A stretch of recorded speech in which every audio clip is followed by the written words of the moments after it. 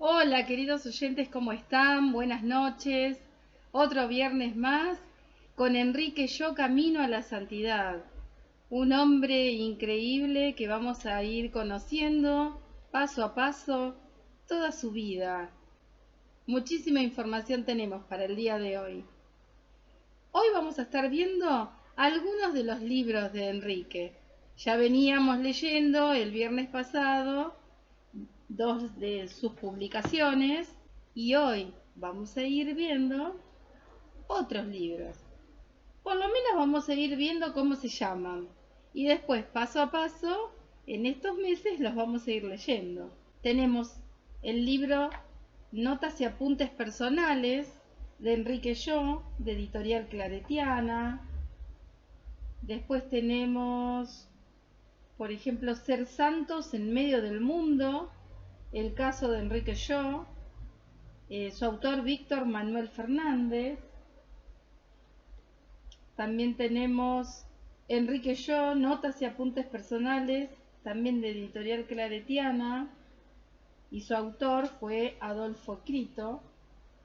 Y también tenemos Y dominad la tierra.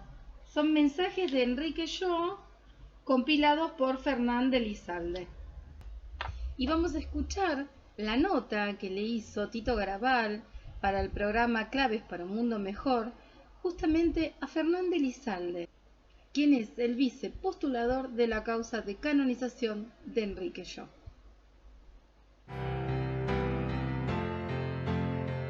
Esta semana se recordó especialmente a Enrique Yo, la semana de Enrique Yo.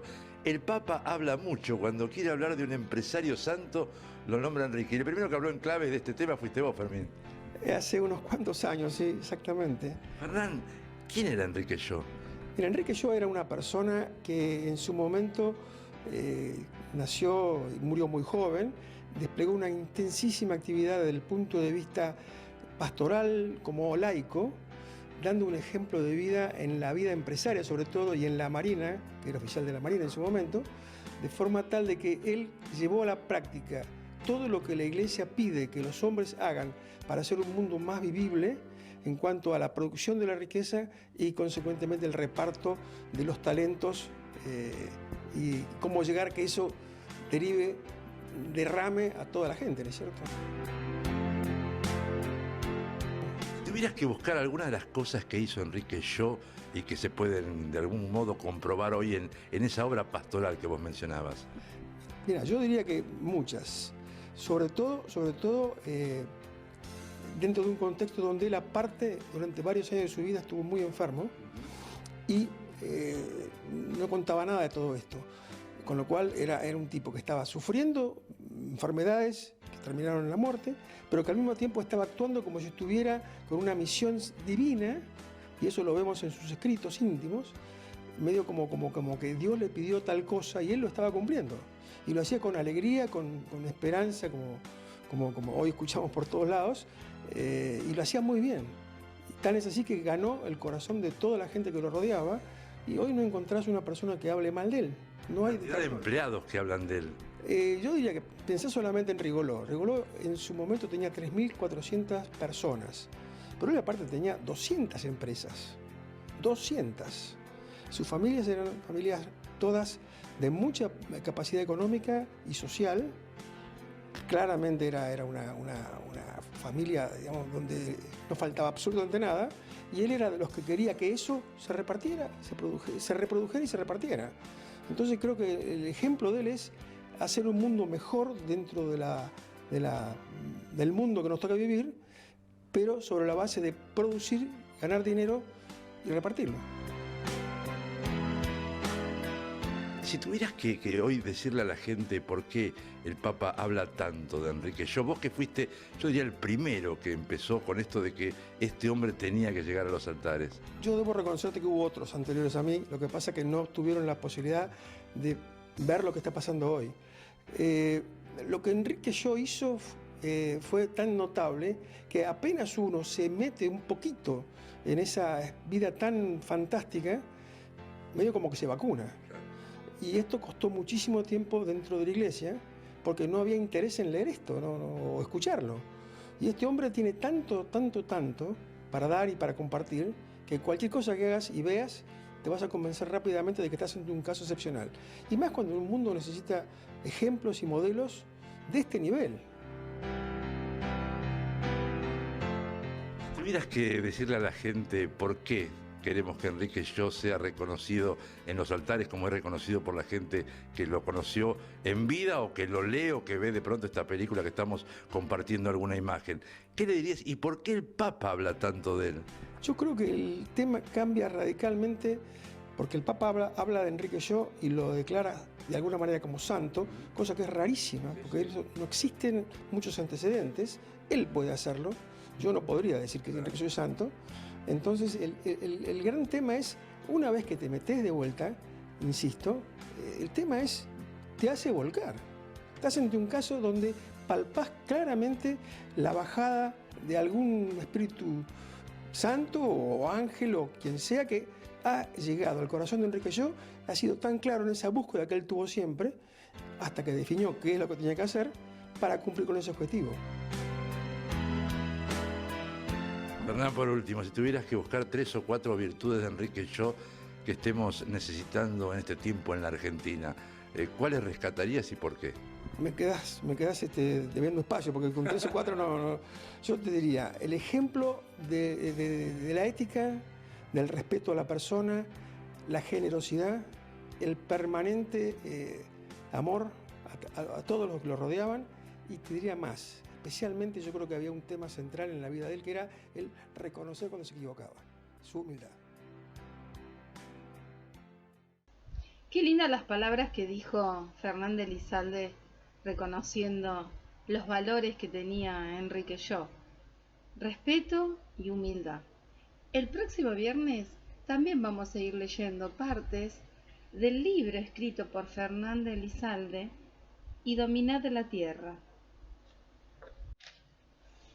Hoy vamos a seguir viendo el libro Viviendo con Alegría y también vamos a sumar Enrique Sho, notas y apuntes personales escritos por Adolfo Crito.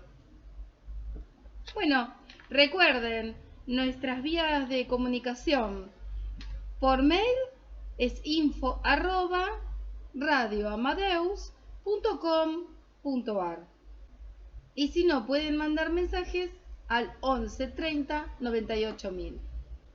También pueden saber mucho más sobre Enrique Sho en su página oficial, que es www.enriquesho.com. Se está acercando el centenario de Enrique Sho con muchísimas actividades y será en el mes de febrero.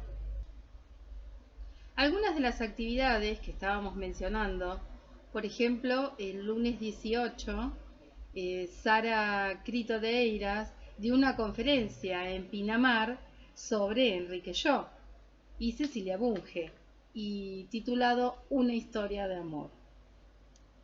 Bueno, contándoles las actividades que se van a ir realizando, ACDE, la Asociación Cristiana de Dirigentes de Empresa, está realizando homenajes por el centenario del nacimiento de Enrique Sho. Del 23 al 26 de febrero vamos a ir contándoles la agenda. Por ejemplo, el viernes 26 de febrero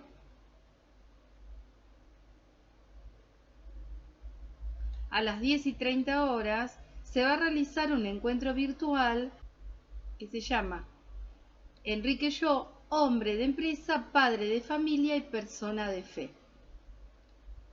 Después les iré contando cómo entrar al encuentro virtual. A las 20 horas se va a realizar la misa en conmemoración al nacimiento de Enrique Sho en la iglesia Nuestra Señora del Pilar, Junín 1898, Capital Federal. También lo van a poder seguir por YouTube. Enrique fue presidente de los Hombres de Acción Católica en 1961. Ellos también van a estar haciendo una conmemoración el 26 de febrero. Y así les voy a ir contando todos los viernes los eventos próximos que se van a ir realizando sobre el centenario del nacimiento de Enrique Sho.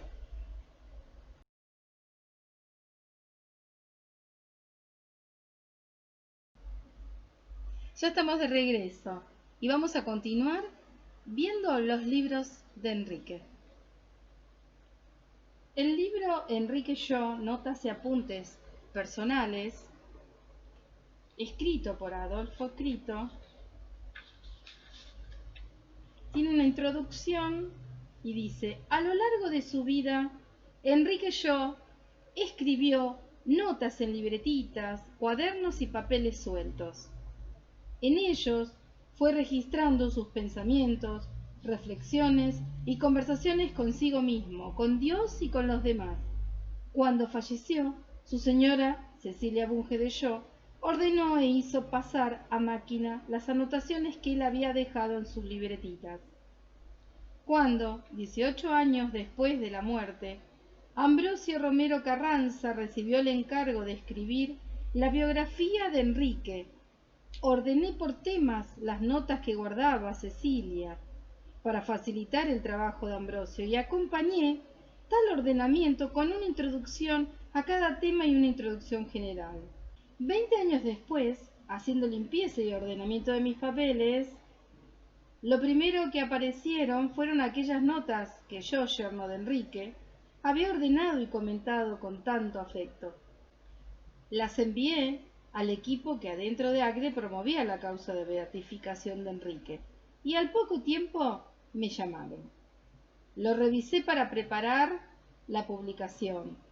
Se lo enviamos a Monseñor Jorge López, arzobispo emérito de Rosario y presidente del Consejo para las Causas de los Santos de la Conferencia Episcopal Argentina. Y él marcó los textos de Enrique que consideraba conveniente publicar, que eran casi todos los incluidos en mi ordenamiento. Lo presenté entonces en la editorial claretiana y en ella el departamento de ediciones trabajó asiduamente en mejorar la redacción, la estructura y el título de los capítulos y la presentación. De este modo, este documento es producto de un trabajo en equipo, en el que muchas personas colaboraron para que los pensamientos de Enrique puedan servir de modelo e inspiración a muchos.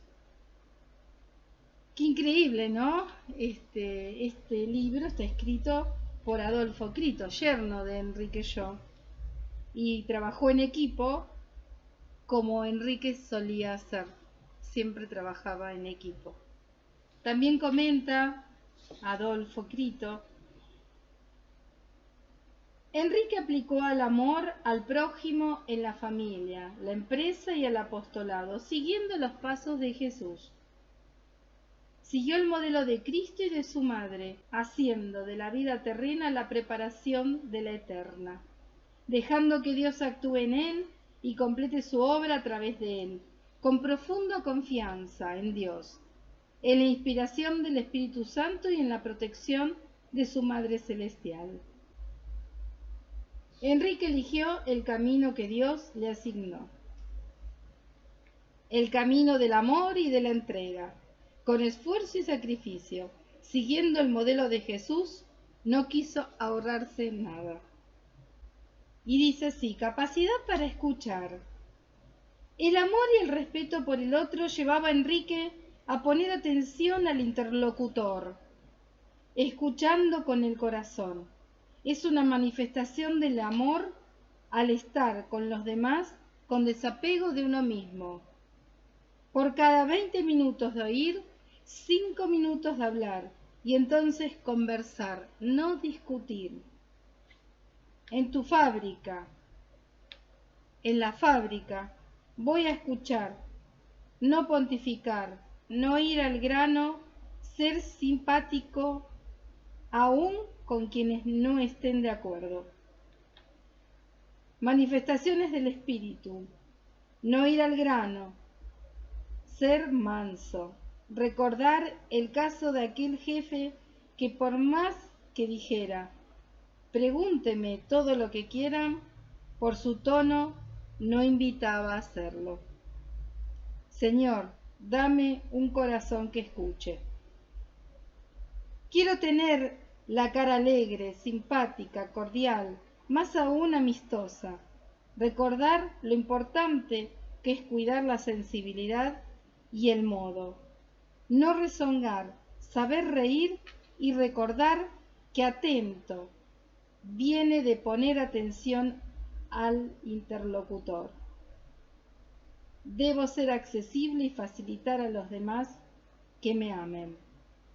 Consejos un amigo que le daba a Enrique: tener humildad, paciencia y dulzura. Debo tener un corazón que escucha. Debo escuchar con el corazón. Frente al prójimo no podemos aliviarlo, pero sí escucharlo. Que yo escuche para gobernar. Juzgar, es decir, para poder discernir.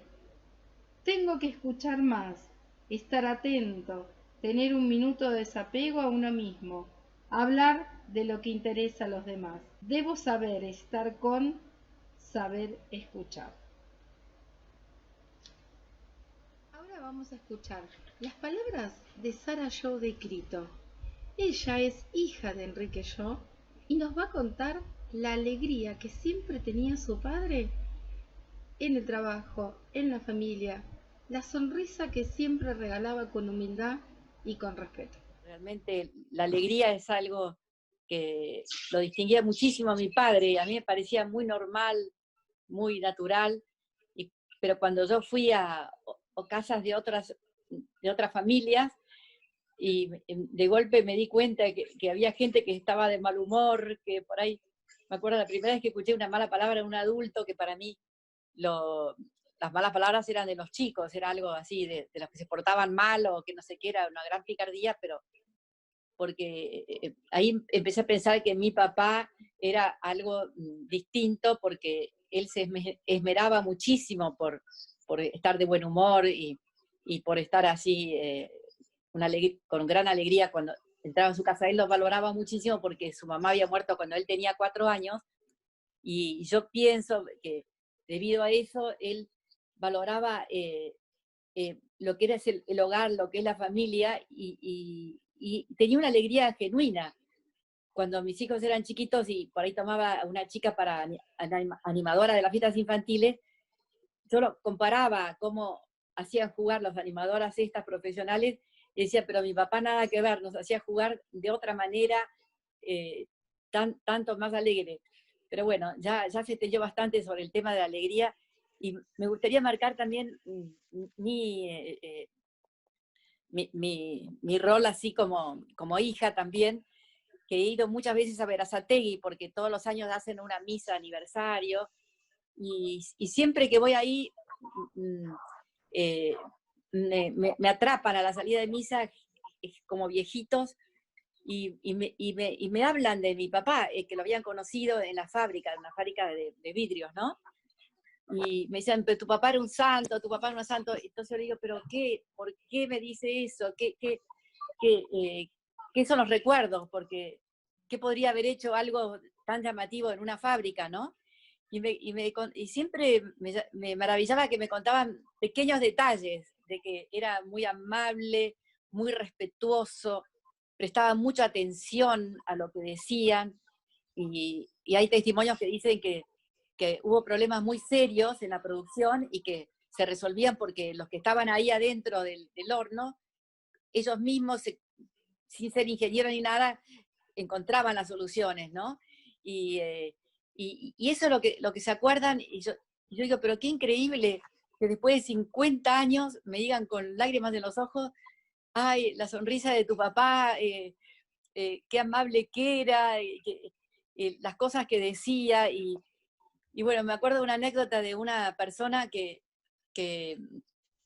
me dijo que tenía una empresita chica de cerámica, y que una vez fue a visitarlo a la oficina, y que era para hablar de un negocio muy, muy pequeño, y que papá lo llevó por toda la oficina, le mostró todo, le mostró los envases de vidrio y todo eso, y él, como 55 años después, me contaba eso con lágrimas en los ojos, y dice, pero ¿qué es lo ¿por qué la gente se emocionaba? ¿Qué es lo que pasaba? Y lo que en mi cabeza pienso es que realmente lo que dijo Monseñor Olivera es el tema de las virtudes cristianas en grado heroico, porque una causa tiene que analizar las virtudes cristianas en grado heroico. Y bueno, están las virtudes cardinales, fe, esperanza y caridad, y bueno, las teologales. Y esto lo que me hablan era de detalles de caridad mínimos, de delicadeza extrema, que la gente, que uno piensa que una sonrisa que es algo gratis, que es muy, muy, muy barato, que todo el mundo puede sonreír, puede pasar inadvertida, pero ¿cómo puede ser que se acuerden después de 50 años de esa sonrisa, de esos gestos de amabilidad? Y yo digo, ¿será que la gente era muy, muy de mala cara antes?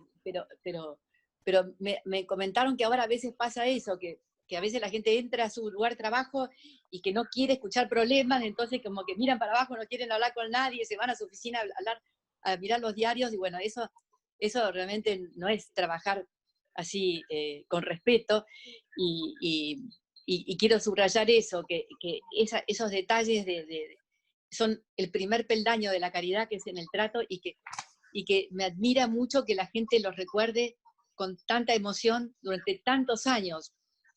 Así que eso lo quería subrayar.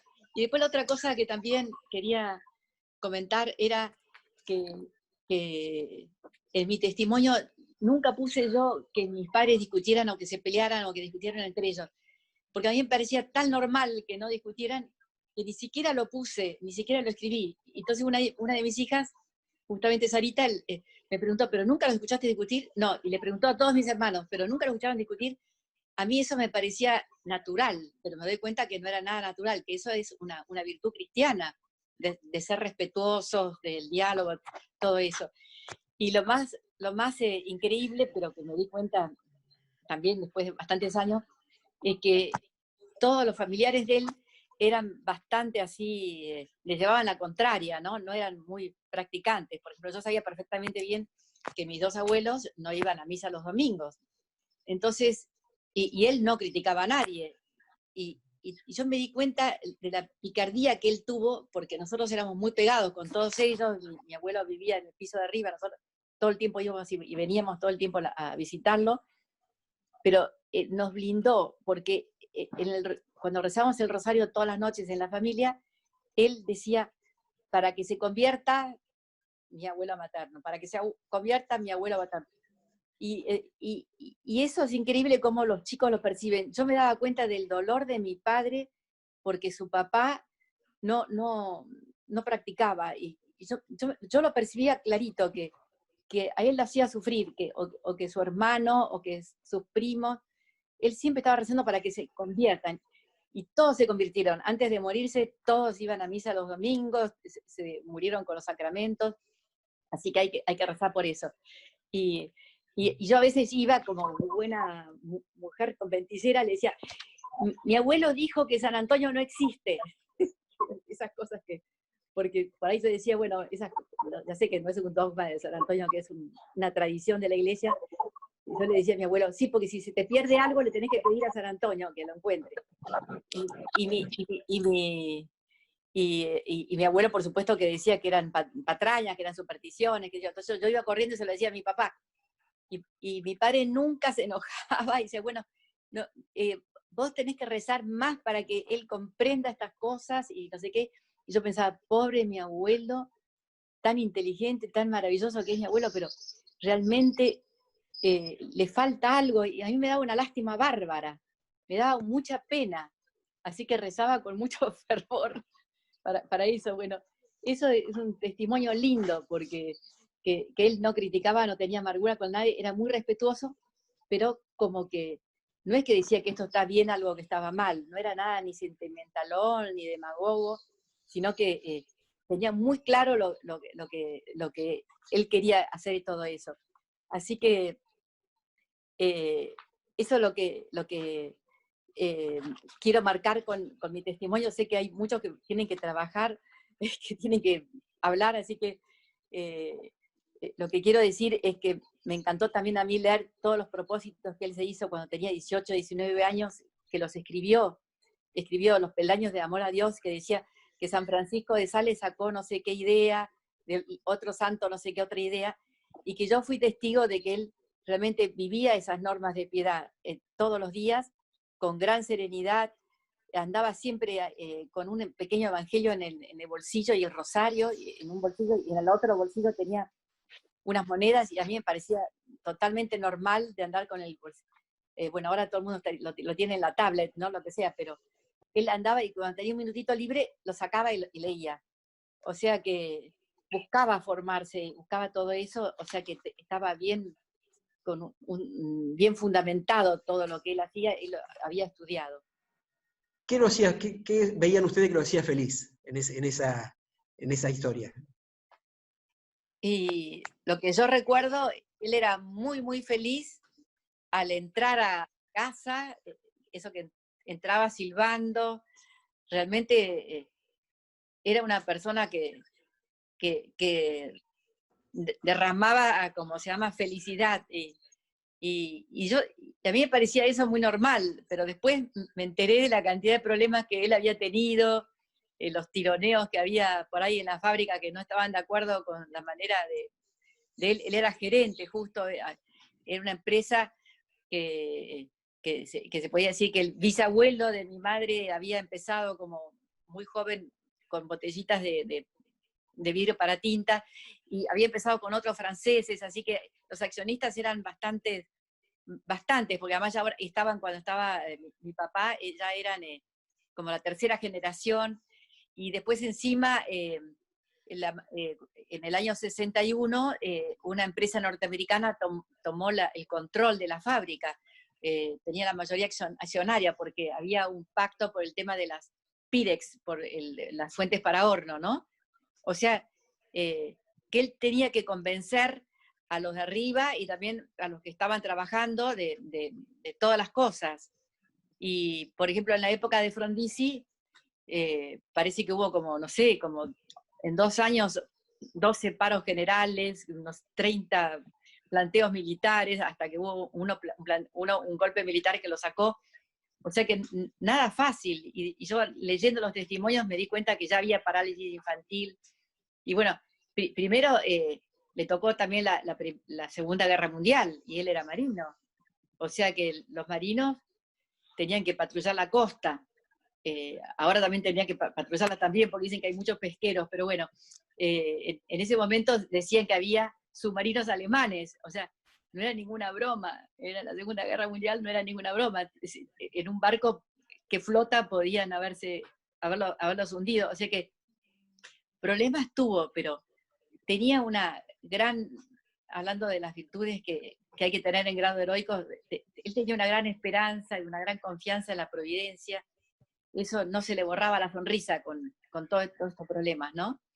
Y, o sea, que tenía una gran capacidad de gozar y de disfrutar de las más pequeñas cosas. Y a mí me llamaba muchísimo la atención porque eso lo expresaba con jaculatorias. O sea, que de golpe veía, no sé qué, un pedacito de la puesta del sol y decía, ay, gracias Dios mío. Estaba siempre diciendo jaculatorias, que sea lo que Dios quiera. Señor mío y Dios mío, gracias Dios mío, pero todo el tiempo decía eso, y entonces yo ahí me daba cuenta que él realmente estaba en presencia de Dios, que estaba sintonizando con algo, y que estaba con una plenitud, se puede decir, que para mí que debe ser una plenitud de estar en gracia de Dios, ¿no? Y eso de las calculatorias, después me dijeron que era muy del Colegio La Salle, que está repitiendo, pero él la decía no de una manera bizarra ni rara, la decía con muchísima naturalidad, como decir buenos días. Y yo ahí me daba cuenta que él estaba realmente en su plenitud de alegría. Sentía el sufrimiento de él cuando hablaba de que se tenían que convertir un montón de personas. Ahí yo sentía que le dolía que esas personas estuvieran lejas de Dios. Yo me daba cuenta, por la manera que lo pedía. O sea, había unos problemas terribles, pero él sufría por la gente que estaba lejos de Dios realmente. Es como que los quería de verdad. Eran muy distintos de él, pensaban muy distinto, pero estaban muy unidos con todos estos familiares, ¿no? Y yo ahí percibí un poquito como dolor, pero todo lo demás era como que vivía intensamente la alegría en cada instante, en el aquí y el ahora, sí. O sea que no sé si habré sido claro, pero él tenía su vocación y su vocación le daba muchísima alegría. Y muchas veces nos llevaba a la fábrica, a la cristalería Rigolot. Le encantaba, no muchas veces, pero por lo menos 1 o 2 veces por año íbamos y recorríamos, que no se podía hablar porque era un ruido de terror y un calor insoportable, porque los hornos creo que están a 1000 grados, ¿no? Entonces él pasaba y saludaba, y los saludaba con mucha alegría a todos, y yo veía que a veces los operarios que estaban ahí con esas máquinas así de terror inmensas, no sé qué hacían, sacaban una gota de vidrio y hacían un patito, y nos regalaban un patito, pero él no quería que sacáramos nada de la fábrica, porque decía que lo de la fábrica era de la fábrica. Pero siempre me acuerdo, como por arte de magia, que nos hacían un patito con una gota de vidrio que tenía que ir a un molde para hacer un plato, pero no entiendo cómo las sacaban y las hacían delante nuestro. O sea, que eran operarios, pero también eran artistas. O sea, yo siempre lo veía con mucha felicidad en todo lado donde él iba. Como decía Sara, siempre lo veía con una sonrisa a su padre. Creo que es un buen mensaje. Vamos a un corte y enseguida regresamos con más Enrique Show.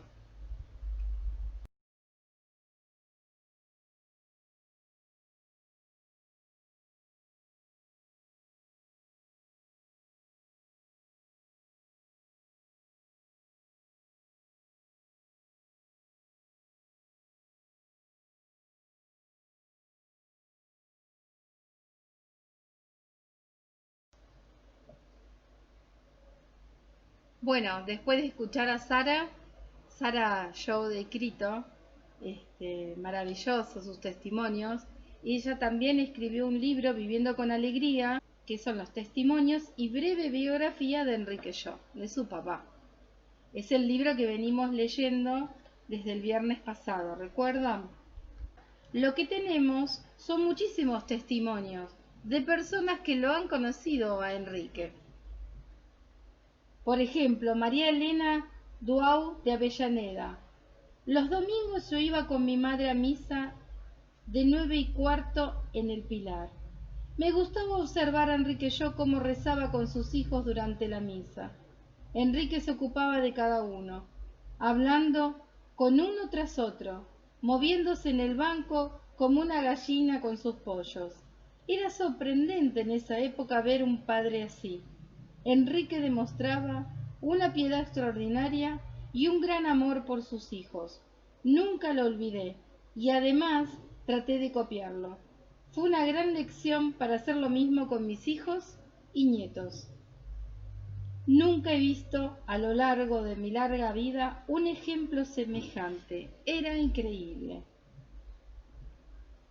Matilde Fresco de Areco decía: recuerdo a Enrique llegando con sus hijos al Pilar. Los abrazaba y se paraba delante del altar. Comentábamos: ¿no te encanta?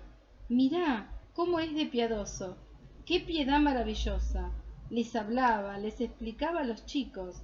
Me impresionaba la piedad con que los agarraba y la devoción con que rezaba.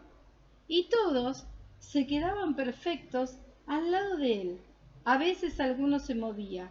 Era piadoso sin ser beato. Recuerden que los libros Viviendo con Alegría, que son los testimonios y breve biografía de Enrique Show, escrito por Sara Show de Crito, es de editorial Claretiana. Y Enrique Show, Notas y Apuntos Personales, también es de editorial Claretiana. Lo pueden encontrar en las distintas librerías del país. Si no los encuentran, me escriben por favor a info@radioamadeus.com.ar. Ahora los invito a escuchar las maravillosas palabras del Papa Francisco hablando sobre Enrique Show.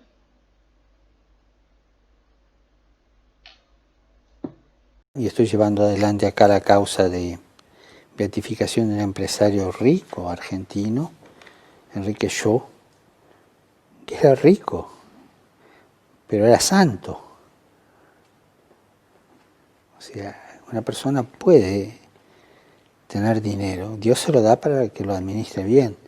Y este hombre lo administraba bien, no con paternalismo, sino haciendo crecer a aquellos que necesitaban de su ayuda. Lo que yo ataco siempre es la seguridad en la riqueza. O sea, no pongas tu seguridad ahí. Porque en el Evangelio Jesús en eso es radical. Aquel que tenía los graneros y había hacer otro y mañana te vas a morir. O sea que es muy claro, no pongas tu esperanza ahí. La injusticia de las riquezas. Por ejemplo, cuando no se paga el sueldo justo. Eso es pecado mortal. Eso es aprovecharse de la pobreza de otro. O cuando a la mucama de la casa se le paga en negro, total, es una sirvienta. Eso lo escuché. Pero no porque la patrona o el patrón sea rico, sino por esa actitud. El dinero siempre es traicionero. El diablo entra por el bolsillo, siempre. San Ignacio decía que había 3 escaleritas, 3 escalones. Primero es la riqueza. El diablo te meterá plata en el bolsillo. Segundo es la vanidad. Y tercero es el orgullo y la soberbia. Y de ahí a todo lo demás pecado. Qué gran tipo. Va a ser santo este, ¿eh? Ay, Va a ser santo. gracias, Un gran papá. empresario y un gran hombre de iglesia. Sí. Bueno, vas a ver que muy pronto va a ser santo. Ahora los invito a ver la columna de Sergio Rubín que hizo en TN sobre la figura de Enrique Sciò, el empresario argentino que está camino a convertirse en el primer empresario santo del mundo. Una figura que nos interpela en estos tiempos de pandemia y reconstrucción social. Escuchémoslo a Sergio Rubín. Esta semana el presidente tuvo un encuentro virtual, una participación en el encuentro anual de la Asociación Cristiana de Dirigentes de Empresa, ACDE, donde habló del tema del capitalismo, que hay que reformar el capitalismo. Esto, bueno, generó muchísimos comentarios en la prensa, en los medios de comunicación. ¿A qué apuntaba el presidente con esto? Bueno, evidentemente, creo que en todo el mundo hoy se discute que no hay solución fuera del capitalismo. El propio presidente lo reconoció. Las soluciones no van a ser por fuera del capitalismo. Las que vengan después de esta pandemia y toda la crisis mundial serán dentro del capitalismo, pero corrigiendo las cosas que hay que corregir, decía él. Uno desde aquí modestamente dice, bueno, en el caso de Argentina mucho no podemos hablar, ¿no es cierto? Primero, opinión personal, sería bueno que la Argentina entrara en el capitalismo. A veces uno tiene la sensación de que está en un precapitalismo y después se sumara a la discusión sobre un cambio. Pero evidentemente esto está en el mundo, ¿no es cierto? El propio Papa habla de esta cuestión de hacer un capitalismo con rostro más humano, de corregir los desvíos. Esto está hablándose en todo el mundo. Pero Alberto Fernández dijo, él puso como ejemplo de ese capitalismo que él quiere y que fue vivido acá en Argentina por un dirigente de empresa que se llamaba Enrique Sciò. Enrique Sciò dice, ese es el modelo de capitalismo que yo quiero, dijo él, el que encarnaba Enrique Sciò. ¿Y quién es Enrique? ¿Quién era Enrique Sciò? Bueno, Enrique Sciò era un dirigente de empresa que murió muy joven, a los 43 años, víctima de un cáncer, casado con muchos hijos, que venía de familias muy tradicionales, con muchas empresas, y que tuvo un compromiso como empresario con el desarrollo productivo, con la preocupación por los trabajadores, que deben ser el centro de toda la empresa, muy pero muy grande. A tal punto fue el compromiso que tenía este hombre, un compromiso humano y hasta religioso, que, atención, Enrique Sciò, murió allá por el año 63, se encamina, escuchen esto, a ser el primer empresario santo en el mundo. Primer empresario reconocido por el Vaticano como santo, está en proceso de canonización, está en la etapa final. Ya un argentino, repito, un argentino que se encamina a convertirse en el primer empresario santo del mundo. Y yo creo que más allá de la evocación, más allá de este contacto con el presidente Alberto Fernández, que lo trajo a colación seguramente asesorado por su secretario de Políticas Estratégicas, Gustavo Vélez, hay que decir algo que es muy interesante. En un momento en su empresa, él estaba en Cristalerías Rigoló, dentro de todo un complejo de empresas, entra una crisis terrible, terrible. Y el directorio dice hay que echar 1.200 empleados, 1.200, 1959. Enrique Schó dice no, tenemos que hacer algo para evitarlo. Denme una oportunidad, le pide al directorio. Tengo un plan, a ver si puedo salvar esto y puedo evitar los 1.200 despidos. Consigue la autorización, consigue una autorización para perder dinero, pero para salvar la empresa y los trabajadores, evitar los despidos. Finalmente lo logra y realmente es un éxito extraordinario. Y él dice, el desempleo, más que un daño económico, es un mal moral. Y a mí me parece que en este momento de la Argentina tan terrible, con esta crisis tan devastadora, donde se están cerrando empresas, donde hay muchas pymes que no van a abrir nunca más, donde el desempleo es el peor fantasma económico y social que nos está afectando, el ejemplo de Enrique Schó es muy fuerte para los empresarios de hoy. Evidentemente, en algunos casos el desempleo será lamentablemente inevitable, pero el mensaje de él hoy a los empresarios de hoy en Argentina es que hagan todo lo posible por preservar las fuentes de trabajo. La primera función del empresario es crear trabajo, que sean creativos, ingeniosos, que se sacrifiquen, que en fin, que busquen la manera, pero que traten de preservar el empleo. Ese es el mensaje de hoy, lleno de actualidad. No es fácil, por supuesto que no es fácil, es dificilísimo, pero hay que pensarlo, hay que elevar el ingenio. ¿Acaso, y con esto termino, en un país donde los empresarios son muy criticados, a veces con razón, a veces sin razón, los empresarios tienen hoy la posibilidad de reconciliarse con la sociedad argentina si se muestran realmente capaces de tener el ingenio, la creatividad, la generosidad, para que no sea el despido la primera medida a la mano para enfrentar esta crisis desastrosa que vive la Argentina. El argentino que se encamina a ser el primer empresario santo en el mundo está dando también hoy, en medio de la pandemia, un fuerte mensaje a sus colegas, pero me atrevería a decir a toda nuestra querida República Argentina. Recuerden que se pueden contactar con nosotros por email en info@radioamadeus.com.ar y si no, nos pueden dejar mensajes por WhatsApp al 11 30 98 1000. Se nos terminó el programa. Nos encontramos el próximo viernes a las 20 horas en Radio Amadeus 91.1, Enrique Schó, Camino a la Santidad. Buen fin de semana. Hasta luego.